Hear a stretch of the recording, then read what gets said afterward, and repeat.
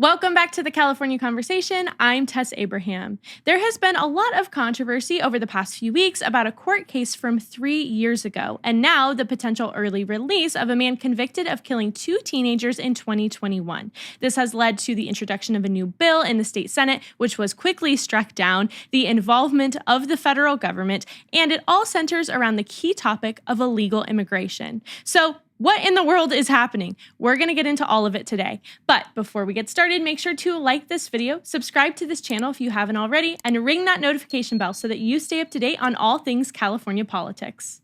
So let's start from the beginning. Who is Oscar Eduardo Ortega? Well, he's a 43-year-old illegal immigrant who back in 2021 was driving drunk and high at over 100 miles per hour when his car crashed into the car of 2 19-year-olds, Anya and Nikolai, killing them in a fiery crash. He was convicted the following year of gross vehicular manslaughter while intoxicated, and he was given a 10-year prison sentence. Now he's set to be released after only serving 3.5 years of that sentence. The victims' families, community members, and several state officials are now getting involved and speaking out against his early release, arguing that it is definitely not fair for him to be released from prison after only 3 years for such a heinous crime. They also point to the fact that he has a criminal record prior to this car crash. He was arrested for burglary, vehicle theft, he's been deported twice, and he was reported for domestic battery. This is also sparking a lot of questions about why he was only convicted to 10 years in prison in the first place. After all, he killed 2 teenagers in a move that was clearly reckless by being drunk and high. So why is 10 years enough for that? Well, according to the California sentencing guidelines, for the first offense of gross vehicular manslaughter, the maximum sentence is 10 years.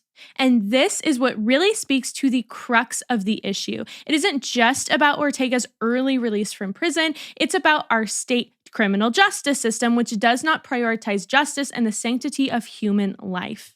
This has prompted a federal response, and federal authorities are stepping in. U.S. Attorney for the Central District of California, Bilal Assaili, filed a felony immigration charge for re-entry after deportation, and this is a serious crime that could land him up to 20 years in prison if convicted. ICE has also placed a detainer on Ortega so that if he does walk free this summer, that he will likely be picked up and deported once again. This response isn't surprising because Bilal Assaili was appointed by President Trump to his role in California just a few weeks ago, and he has vowed that he wants to work against the sanctuary protections that California has in place for illegal immigrants. So it makes sense that this case would resonate with him and prompt action.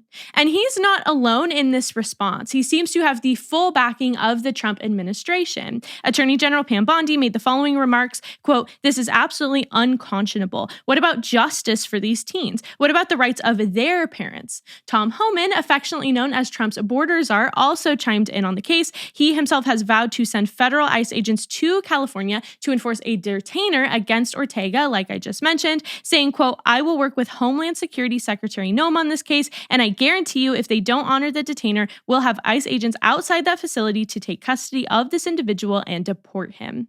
But the most heartbreaking responses to Ortega's early release really are the comments made by the families of the victims. Anya, who was 19 years old, left behind her family, her parents, and her father is speaking out. He commented, "This is disgusting. You had 2 young, unbelievably future, productive American citizens killed for nothing, and the illegal immigrant who already has been deported twice is going to be released again? For what?" Can you imagine if this was your own daughter? I mean, 19 years old, not breaking the law, just enjoying her freedom, out with her friends, driving down the freeway, and suddenly her life is taken away from her. Her future is taken away from her. And the person who is responsible for that is now not held accountable. There's no justice done for her. Instead, he will just walk freely. He'll be able to go on and live his own life while you still live with the lack of your daughter and her boyfriend because of his crimes. It's absolutely ridiculous. In the face of this overwhelming response from federal authorities and from many other members of the community, Governor Gavin Newsom has had no choice but to support that he will work with ICE on this case and he will give them the release date and time of Ortega from prison. But Gavin Newsom cooperating in this one instance doesn't really solve the overarching problem of the policies that our state has in place, because really this case is the direct downstream result of California's sanctuary city laws, as well as California's criminal justice system. This is exactly what happens when you allow illegal immigration to run rampant in your state. It is also what happens when you don't take criminal justice seriously and you don't punish or hold accountable criminals for their crimes. I've said it before, but it's important to remember and see in this case that policy, which are the rules, guidelines, and principles that govern how our state is managed, really have a direct downstream effect on your life and the lives of the people around you. So if your government believes in the sanctity of human life, if they believe that murder is wrong because it is taking innocent life away from a person and we have a right to life, then they will adequately punish crime. They will promote capital punishment, or they will at least go for life in prison of someone who ends the life of someone else, especially young teenagers. However, if your government, like ours, mocks capital punishment, if they say that their job really is to give second, third, fourth chances to convicted, serious, and violent criminals, that's when you get cases like these. They downplay the suffering of the victim. They instead are more concerned about the supposed suffering of the criminal. And in California, you can murder 2 people and then walk freely after only 3 years in prison.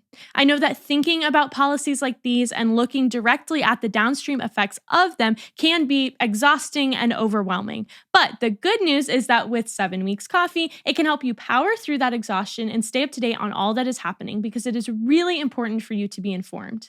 7 Weeks Coffee is a family-owned company with a mission to support their values in the marketplace while also providing you with a high-quality product. Did you know that most main coffee distributors sell coffee that's laden with mold or they use cheap labor for their products? That is not the case with 7 Weeks Coffee. Their coffee is sourced through direct trade to make sure that farmers are paid fair and adequate wages for their labor. They actually know the farmers who grow the coffee that they sell to you, which is amazing. Their coffee is ultra low acidity, pesticide free, and organically farmed. But the best part is their mission. Did you know that at 7 weeks in utero, a baby is the size of a coffee bean and a heartbeat is clearly detectable? As a company, 10% of their sales go directly towards supporting the immediate needs of pro-life pregnancy centers across the United States. So far, they've been able to donate close to $1 million. They have supported pro-life centers in all 50 states, and they have saved thousands of unborn lives. So if you love coffee and you love babies, then you should use my discount code TESSABRAHAM at checkout to get 10% off your order. If you're ready to make the switch, instead of grabbing your coffee from Starbucks, then head over to 7 Weeks Coffee and use my discount code TESSABRAHAM to get 10% off your order to support families and babies across the United States and to support the show. Now, not everyone in our state legislature is okay with these direct policy outcomes, and so this case has sparked the introduction of Senate Bill 554, or the Safety Before Criminal Sanctuary Act, in the state Senate by the Senate Minority Leader. This bill aimed to amend California's current sanctuary state laws, which I've actually talked about in a previous episode of this show, so go back and check out that episode if you haven't to understand what the laws are in place in California for protecting illegal immigrants. But basically, this bill was trying to amend those laws in response to everything that's happening with Ortega. The main change that it would make is it would mandate cooperation between state officials and federal immigration authorities like ICE in cases of serious or violent convicted felons. This cooperation looks like providing release dates and times and locations to ICE so that they can come in and pick up these criminals once they are released from prison. This really was introduced in the interest of public safety. It's supposed to help make sure that violent felons are not able to be shielded by immigration protections. Over the years, these laws have shifted a lot to instead shield and protect even criminals who are in our state illegally. SB 554 represents a clear policy shift away from the California Values Act or California sanctuary state laws and instead seeks to prioritize law-abiding citizens of California over illegal immigrants, specifically over illegal immigrant criminals. But of course, not everyone in California politics thinks this way, unfortunately, and so the bill was actually killed in the Public Safety Committee before it was even sent to the Senate floor to be read, heard, and voted voted on. The main arguments of the opposition said that this type of cooperation between local officials and federal immigration authorities could undermine trust between immigrant communities and local law enforcement. Now, how making sure that people who are convicted of violent felonies are either deported because they are here illegally or held accountable for their crimes makes communities less safe, I will never understand, but that was the argument, and so the bill was killed with a vote of 5-1. The failure of SB 554 can really clearly be seen as the result of entrenched progressive policy positions, and especially of politicians who are more concerned with maintaining their liberal and progressive credentials, such as supporting quote-unquote immigrant communities, rather than protecting the residents of California from illegal immigrants who are actually criminals. But it's really important to note that this bill was not about all illegal immigrants. So this bill was not saying that local law enforcement and state officials have to report all immigrants that they know of who are here illegally to ICE. It was specifically only saying that those who are convicted of violent felonies must be given release dates and times to ICE to cooperate with federal immigration law. So for opposition to SB 554 to really paint this as just undermining trust between all immigrant communities is a mischaracterization. And I think that's also, there's another point to clarify there, which is that if you are an immigrant who is here legally, then you especially have nothing to fear. If you are here on a green card or a visa, or you have become a citizen, then this does not apply to you at all. But again, Democrats and liberals were painting this as undermining trust between immigrant communities. A lot of these advocacy groups say that they are pro-immigrant, but you can be pro-immigrant and against illegal immigration. I do not understand, though, why you want to die on the hill of refusing to send murderers or violent felons back to their home countries, deporting them out of our country when they are here illegally. I just don't understand who that is benefiting.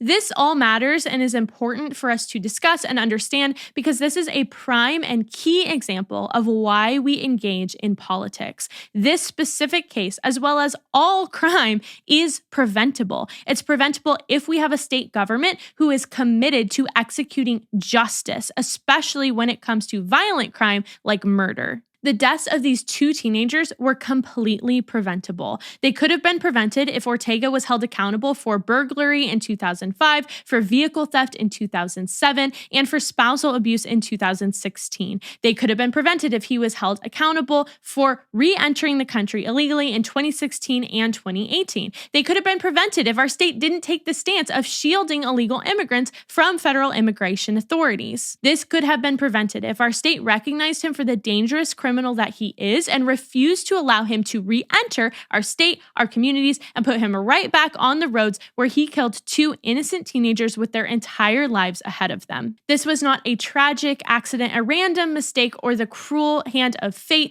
that allowed this to happen. This was a deliberate policy choice made by our government officials who are supposed to protect people like Anya and Nikolai, who are American citizens and who are California residents who are law-abiding, and yet instead they chose to protect Ortega. This is what happens when you have state officials who choose to protect criminals for political expediency instead of enacting policies that are rooted in justice, truth, and responsibility. Our state should roll back these types of policies, and we should be implementing policies like SB 554.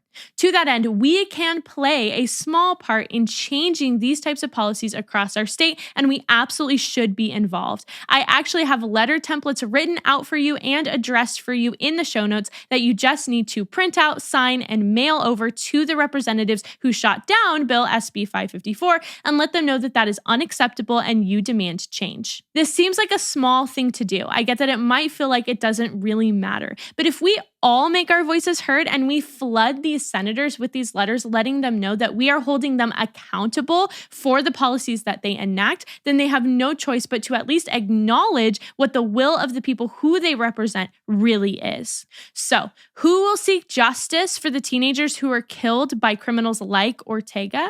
Who will have empathy for the families who are losing their family members to these criminals? The answer is that we will, and we will today. If you want more information about this case and about Senate Bill 554, you should check out my full-length podcast episode linked below.